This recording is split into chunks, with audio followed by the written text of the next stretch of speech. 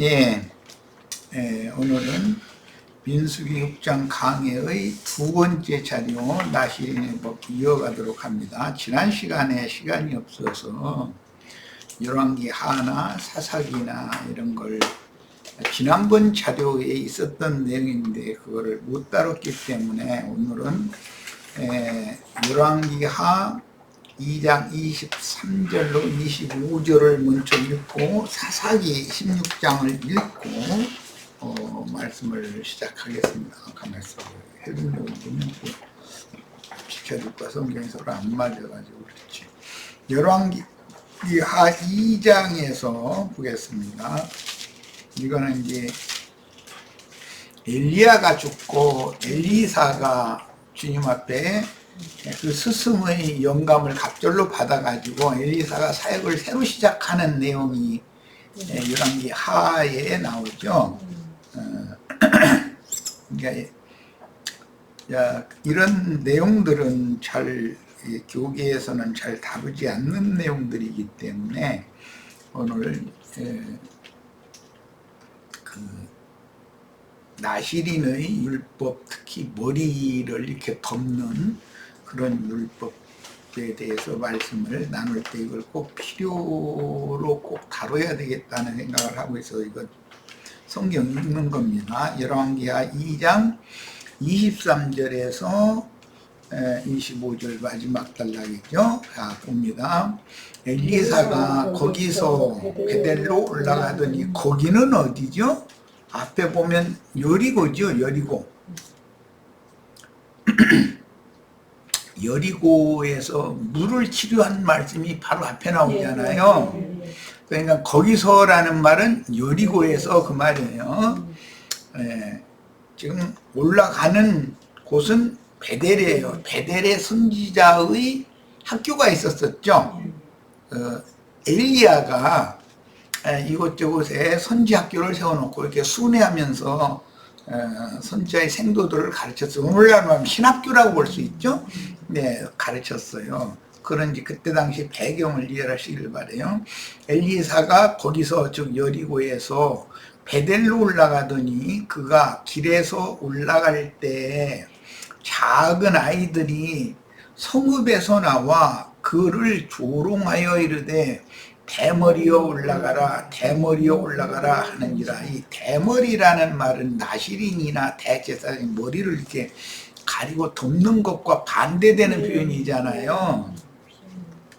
그런데 이제 그 엘리사 선지자가 머리가 좀 벗어졌었던 그런 사람이었던가 보죠. 그러니까 엘리사 선지자 보고 대머리여 대머리여 이렇게 지금 조롱하는 둘 하는 거잖아요.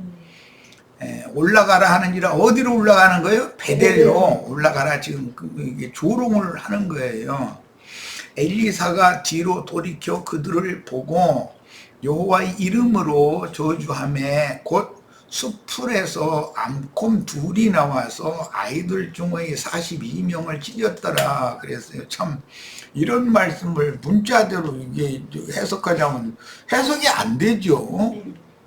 성경에 수풀이라는 말은 일반 백성들, 평민들을 상징하는 말이에요. 육에 속한 사람들. 풀은 육체요 이렇게 돼 있죠. 육에 속한 일반 백성들을 수풀이라고 그러고 거기서 곰이 2마리가 나왔다고 그랬어요. 수풀 속에 곰이 숨어 있다가 나왔다는 말이죠. 그런데 이제 이 곰이라는 말은 다니엘서 7장에 보면 바다에서 네 짐승이 올라오는데 바다 짐승 넷을 말할 때 첫 번째는 사자였고 바벨론의 느부갓네살 왕이었죠. 두 번째는 곰이었어요. 그런데 그는 페르시아 파사 제국의 왕이었었고 세 번째는 표범이었었어요. 이 표범, 날렘 표범이다 그랬는데 이건 헬라 왕을 상징하고 네 번째는 무섭고 두려운 짐승이다 이렇게 표현했어요. 바다에서 올라오는 짐승 계시록 13장에 그건 정치적인 세상의 정치적인 큰 군왕을 상징하는 표현이에요. 자, 그러니까 이제 일단 엘리야가 엘리사가 거기서부터 갈멜산으로 가고, 거기서부터는 어디죠? 여리고예요. 여리고에서 베델로 올라가는 길에 조롱을 당하고 갈멜산으로 갔다가 다시 사마리아로 돌아왔다, 이렇게 돼 있어요. 자, 이번에는 교회 학교에서 학생부에서 다 교사 선생님들이 일러주던 그 사사기 16장 삼손 이야기, 뭐 안 읽어도 다 알겠지만 그래도 상기하는 의미로 사사기 16장을 읽고 시작하겠습니다. 15절부터 31절까지 같이 읽습니다. 들릴라가 삼손에게 이르되 당신의 마음이 내게 있지 아니하면서, 이 들릴라는 두 번째 여자였죠. 지난번에 내가 들릴라를 첫 번째 여자라고 잘못해가지고 인터넷상에는 내가 잘못 증거했다는 말을 올려놨었는데 실자들 다 수정을 합니다. 들릴라가 삼손에게 이르되 당신의 마음이 내게 있지 아니하면서 당신이 어찌 나를 사랑한다 하느냐. 당신이 이로써 3번이나 나를 조롱하고 당신의 큰 힘이 무엇으로 말미암아 생기는지를 내게 말하지 아니하였도다 하며, 날마다 똑같은 말을 한 거예요. 그 말로 그를 이제 삼손을 들릴라가 재촉하여 조름해. 이게 여자 이기는 남자는 없는 거예요. 이제 삼손의 마음이 번뇌하여 죽을 지경이라 삼손이 진심을 드러내어 그에게 이르되, 이제 여자한테 이제 손 든 거죠. 내 머리 위에는 삭도를 대지 아니하였나니. 이게 민수기 6장의 나시린의 율법이죠. 나시린은 머리에 삭도를 대지 못하도록 돼 있어요. 이는 내가 모태에서부터 하나님의 나시린이 되었습니다. 이 말은 바울 사도가 갈라디아서에서 인용했죠. 나를 모태에서부터 택정했다. 거룩한 주님의 종으로 택정했다. 나시린은 예수님이지만 바울 사도도 나시린인 것이죠. 만일 내 머리가 밀리면 내 힘이 내게서 떠나고 나는 약해져서 다른 사람과 같으리라 하니라. 들릴라가 삼손이 진심을 다 알려주므로 사람을 보내어 블레셋 사람들의 방백들을 불러 이르되, 삼손이 내게 진심을 알려주었으니 이제 한 번만 올라오라 하니 블레셋 방백들이 손에 은을 가지고 그 여인에게로 올라오니라. 들릴라가 삼손에게 자기 무릎을 베고 자게 하고 사람을 불러 그의 머리털 7가닥을 밀고 괴롭게 하여 본즉 그 힘이 없어졌더라. 삼손이 머리카락이 7가닥밖에 없었었는지, 이런 것도 뭔가 영적인 표현이겠죠. 이제 이런 말은 계시록에서는 7명이다 이제 이렇게 표현을 했어요. 들릴라가 이르되, 삼손이여 블레셋 사람이 당신에게 들이닥쳤느니라 하니 삼손이 잠을 깨며 이르기를, 내가 전과 같이 나가서 몸을 떨치리라 하였으나 여호와께서 이미 자기를 떠나신 줄을 깨닫지 못하였더라. 7가닥 그 머리카락이 밀리고 나니까 그 머리카락과 함께 하나님 계셨다가 이제는 떠났다, 이제 표현이 그런 거예요. 블레셋 사람들이 그를 붙잡아 그의 눈을 빼고 끌고 가사에 내려가 못줄로 매고 그에게 옥에서 맷돌을 돌리게 하였더라. 그의 머리털이 밀린 후에 다시 자라기 시작하니라. 블레셋 사람의 방백들이 이르되, 우리의 신이 우리 원수 삼손을 우리 손에 넘겨주었다 하고 다 모여 그들의 신 다곤에게 큰 제사를 드리고 즐거워하고, 백성들도 삼손을 보았으므로 이르되, 우리 땅을 망쳐놓고 우리 많은 사람을 죽인 원수를 우리의 신이 우리 손에 넘겨주었다고 자기들의 신을 찬양하며 그들의 마음이 즐거울 때 이르되 삼손을 불러다가 우리를 위하여 제주를 부리게 하자 하고 옥에서 삼손을 불러내매 삼손이 그들을 위하여 제주를 부리니라. 그들이 이게 삼손을 제주를 부렸다는 게 삼손은 타고난 은사가 있었다는 거예요. 그것을 그들 앞에 이제 어떤 목회자들이 말 잘하는 은사가 있잖아요. 그게 제주 부리는 거죠. 옥에서 삼손을 불러내어 삼손이 그들을 위하여 제주를 부리니라. 그들이 삼손을 두 기둥 사이에 세웠더니 삼손이 자기 손을 붙든 소년에게 이르되 나에게 이 집을 버틴 기둥을, 이 집을이라는 건 우상신전을 버티는 기둥이라는 것은 블레셋 족속들의 방백 중에 대표 방백이 되겠죠. 장로들을 말하는 거니까. 이 집에는 이 집을 버틴 기둥을 찾아 그것을 의지하게 하라 하니라. 그 집에는 남녀가 가득하니 블레셋 모든 방백들도 거기 있고 지붕에 있는 남녀도 3,000명가량이라. 다 삼손이 제주 부리는 것을 보더라. 이런 형식으로 오늘날 예배당이 이렇게 아래층, 2층, 3층, 4층 위에서도 다 소위 예배하는 걸 다 볼 수 있도록 해주죠. 어쩌면 그렇게 그런 제주들이 나와가지고 건물도 그렇게 지어놓는지 하여튼 제주들이 보통 주는 게 아니야. 삼손이 여호와께 부르짖어 이르되 주 여호와여 구하옵나니 나를 생각하옵소서. 하나님이여 구하옵나니 이번만 나를 강하게 하사 나의 두 눈을 뺀 블레셋 사람에게 원수를 단번에 갖게 하옵소서 하고 삼손이 집을 버틴 두 기둥 가운데 하나는 왼손으로 하나는 오른손으로 껴 의지하고 삼손이 이르되 블레셋 사람과 함께 죽기를 원하노라 하고 힘을 다하여 몸을 굽히매 그 집이 곧 무너져 그 안에 있는 모든 방백들과 온 백성에게 덮이니 삼손이 죽을 때 죽인 자가 살았을 때 죽인 자보다 더욱 많았더라. 그의 형제와 아버지의 온 집이 다 내려가서 그의 시체를 가지고 올라와서 소라와 에스다올 사이 그의 아버지 마누아의 장지에 장사하니라. 삼손이 이스라엘의 사사로 20년 동안 지냈더라 그랬어요. 그렇게 3,000명이나 참여할 수 있는 큰 집이 기둥이 삼손이라는 사람 가슴팍 안에 두 기둥이 들을 정도로 이렇게 세웠다는 것도 이상한 말이 되는 거죠. 그러니까 이건 그냥 글자대로 성경 읽으면 안 된다라는 걸 벌써 알 수 있죠. 자, 일단 성경 이제 읽었고 오늘 자료 말씀으로 이제 들어갑니다. 지난 시간에 5절까지 했고 6절부터 이제 말씀 들어갑니다. 자기의 몸을 구별하여 여호와께 드리는 모든 날 동안은, 이건 나실인의 소원을 한 사람의 경우를 말한 거예요.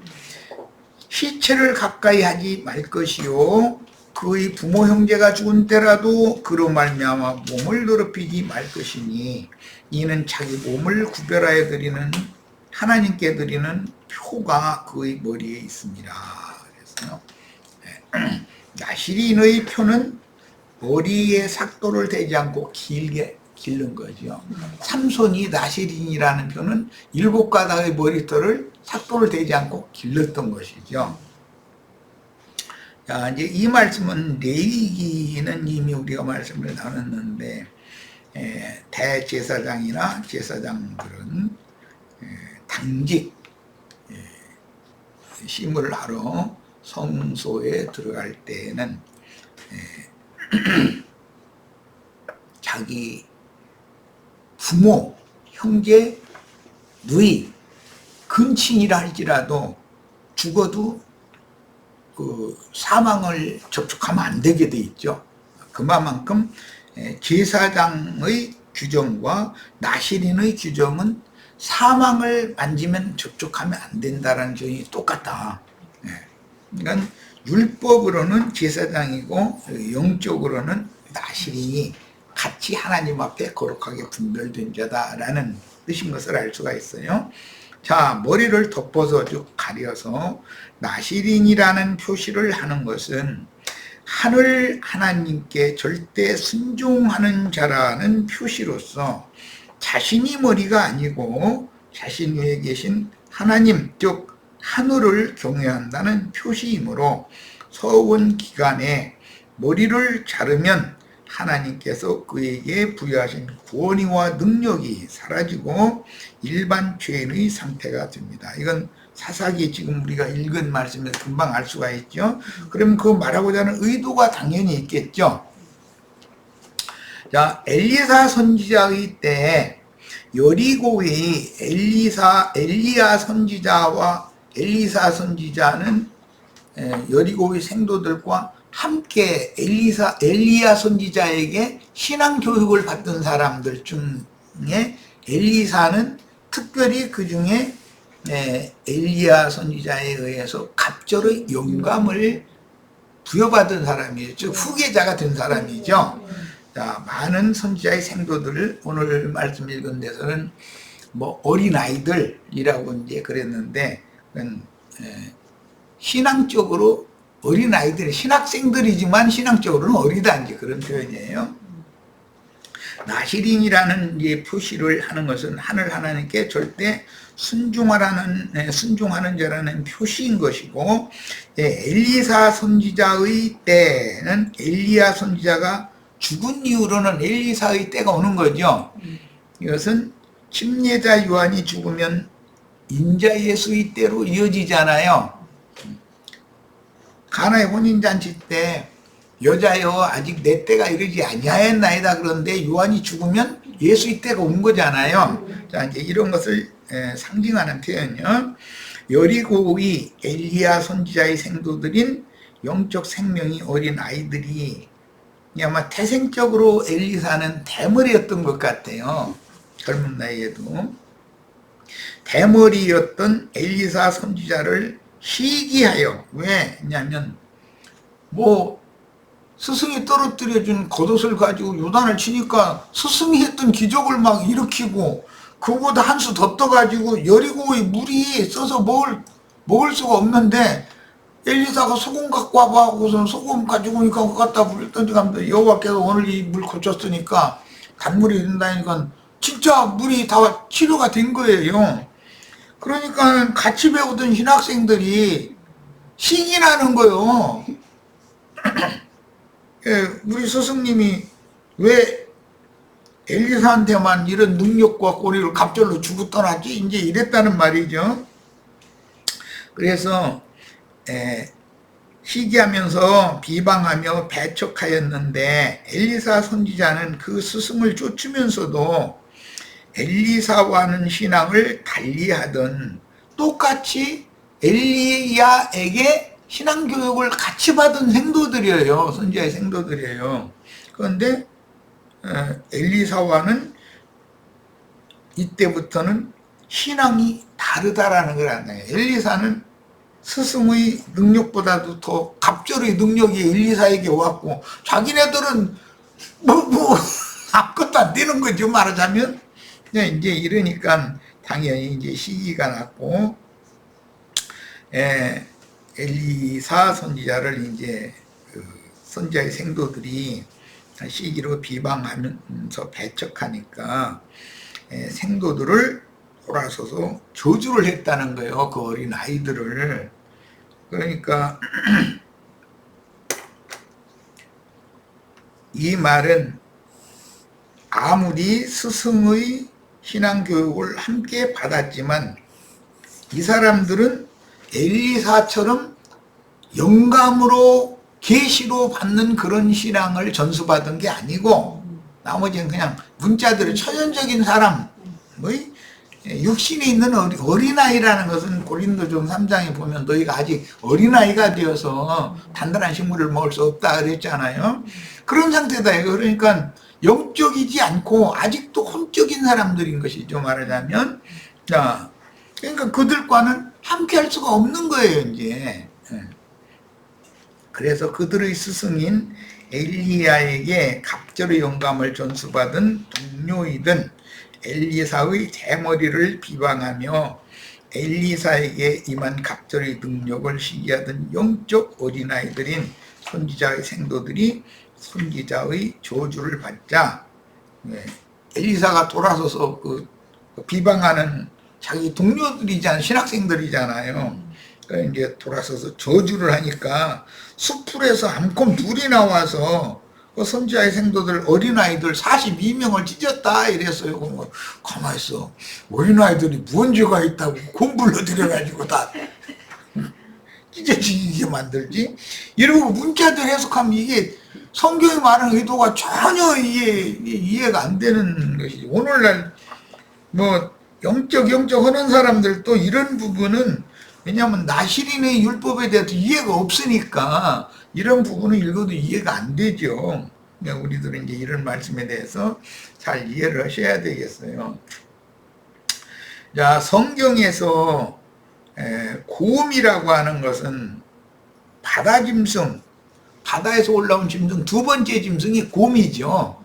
두 팔로 뭐든지 다 이렇게 짓밟아버려 찢어버린다 이제 이렇게 돼 있는데 그 당시 엘리야를 죽인 이 선지자의 생도들과 엘리사의 스승이 엘리야인데 엘리야를 죽인 핍박하던 자는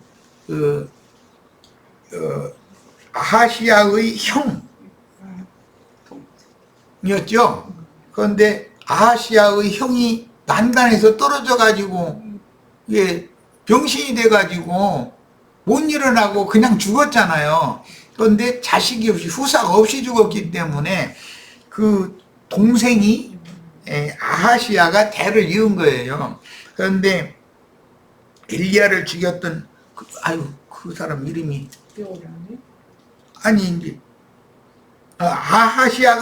아하시아가 박해를 했고 아하시아의 동생이 여호람이지. 네. 이제 그런데 대대로 이 아하시아와 여호람의 그 애미가 누구냐면 아합과 이세벨이잖아요. 그러니까 아주 그냥 대대로 그냥 미워하는 거예요, 선지자를. 그러다가 이제 엘리야 선지자가 결국은 아하시아의 동생인 여호람의 군대에 의해서 이제 요단 건너가서 거기서 이제 죽어서 승천을 했는데, 그러니까 이때 당시 암콤 둘이다 그러면 세상 바다에서 올라오는 짐승들을 말하니까 아하시아가 파견한 군대들이다라는 것을 알 수 있죠. 엘리야를 잡기 위해서 군대를 3번이나 파견했었잖아요. 그런 것을 알 수가 있어요.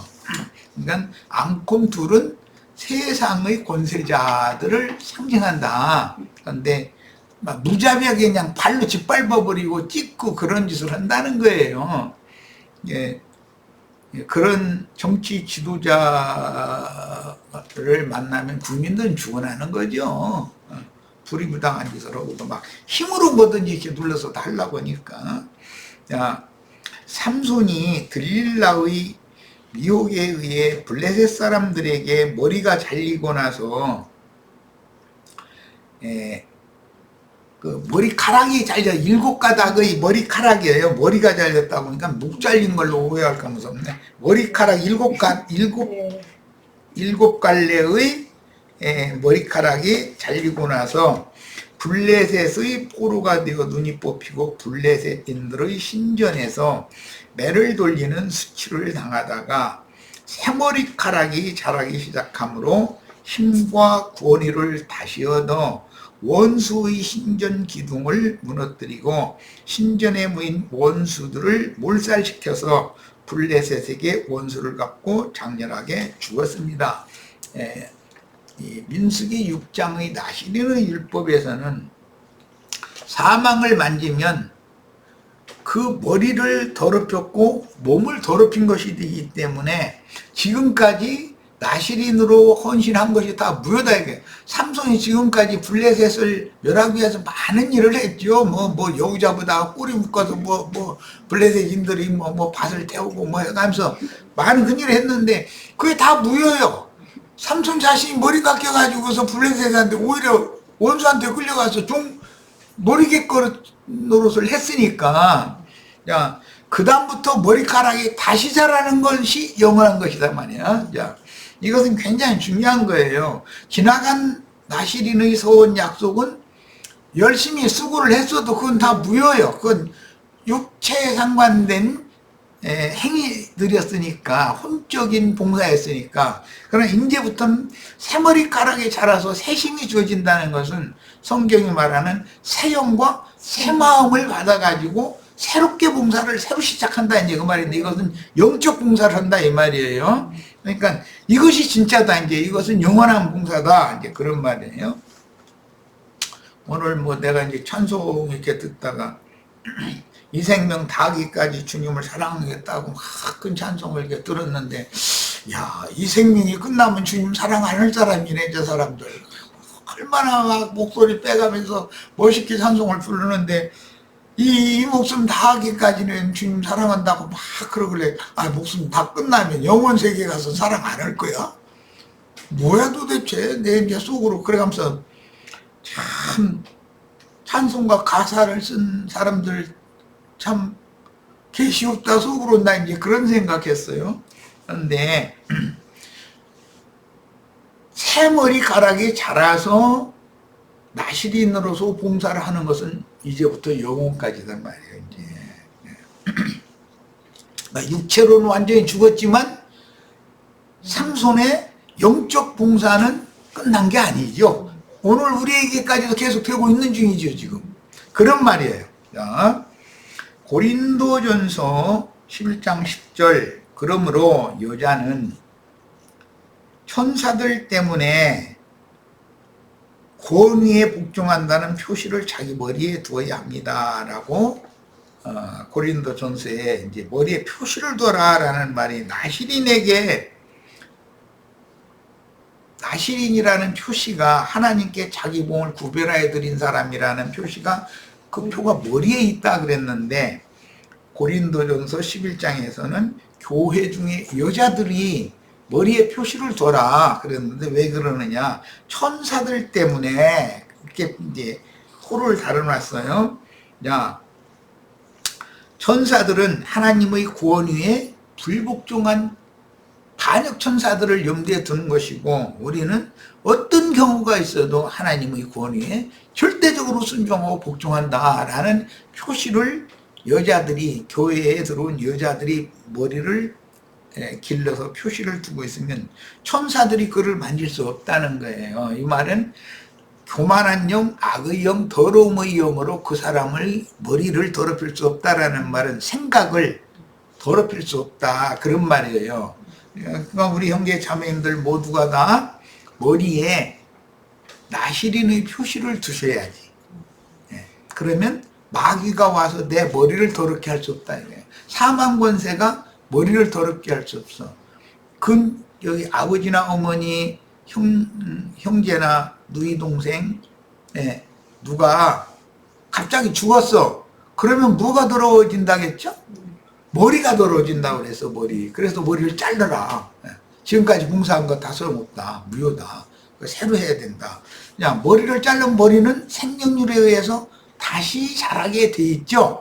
자, 이런 것은 성경이 말하는 어떤 의도가 있다. 그러니까 옛사람은 끝내고 새 영과 새 마음으로 새로운 봉사를 해야 된다, 이 말이란 말이에요. 이게 이제 이런 해석을 우리가 이제 영적으로 할 줄 알아야 되겠어요. 자, 교회에서 여자들이 머리카락을 길러 자신의 머리를 덮는 것은 로마교나 형제에 가면은 노을을 꼭 쓰죠. 그런데 그렇게 하라고 돼 있는 게 아니라 머리를 길러라 라고 돼 있어요. 그것이 표시다 이렇게 돼 있어요. 이게 무슨 수건 쓰는 것이 그걸 쓰라는 것이 아니에요. 이게